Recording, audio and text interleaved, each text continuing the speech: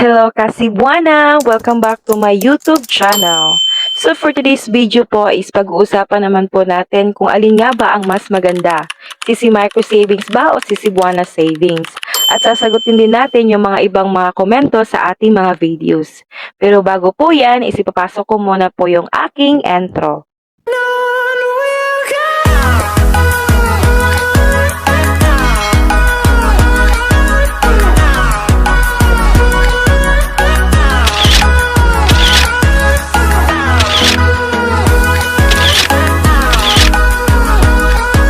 So alin nga ba ang mas maganda? Si Micro Savings ba o si Cebuana Savings? Ginawa ko po itong video na to kasi meron pong mga nagtatanong sa aking mga videos kung alin nga ba ang mas maganda.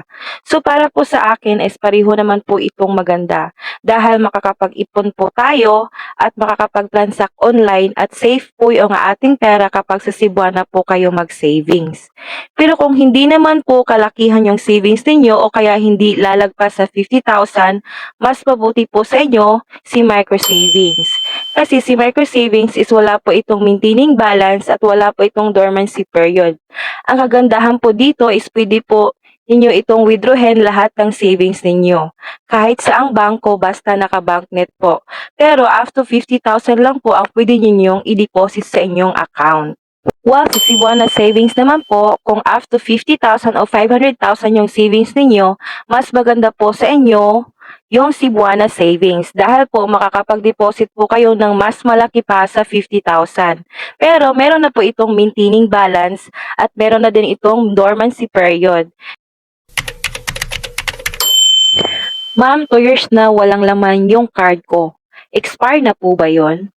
So, hindi po na-expire yung card natin o kaya yung ating account kapag hindi naman ito upgraded. Pero kung upgraded po ito, 2 years na walang laman, mako-close po yan. Pero mas mabuti po is pumunta po kayo sa mas malapit na Cebuana branch para po ma-update ang inyong account sa Cebuana. Ma'am, tanong ko lang, matagal na ako merong micro savings card pero di ko na nagagamit. Okay pa rin ba siya? Saka okay lang ba kahit hindi ko siya i-upgrade? Yes po, okay lang po kahit matagal na ninyong hindi nagagamit ang inyong micro savings account dahil hindi naman po ito naku-close. At okay lang po kahit hindi na kayo mag-upgrade ng account basta po up to 50,000 lang po ang pwede nyong ma-savings.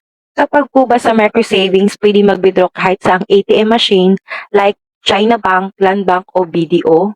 Yes po, si micro saving po is pwede po kayong makapag-withdraw sa ibang bangko basta po naka-banknet.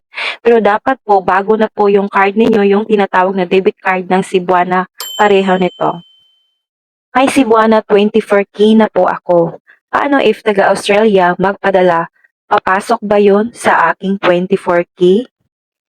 Ang 24K o Cebuana savings ng Cebuana is pwede na po ito ninyong padalhan kahit nasa ibang bansa po. Ang gagawin nyo lang po is ibibigay nyo po ang inyong account number sa Cebuana sa inyong sender. At ang gagawin nyo lang din po kapag nasa ibang bansa siya is itatanong nyo lang sa bangko kung merong Cebuana Lawler Bank na nakatie up po sa kanila. O kaya mas mabuti po na online banking po yung transaction niya. Bali siya po mismo ang magpapadala sa inyo gamit po ang kanyang online banking. Basta Cebuana Lawler Bank po ang pipiliin niya. At syempre dapat tama po yung account number at pangalan. So yun lang po sa ngayon Kasibuana. Sa mga gustong magtanong, comment below lang po kayo o kaya pumunta kayo sa mas malapit na branch sa inyo para po kayo ay makater agad. Thank you po and God bless!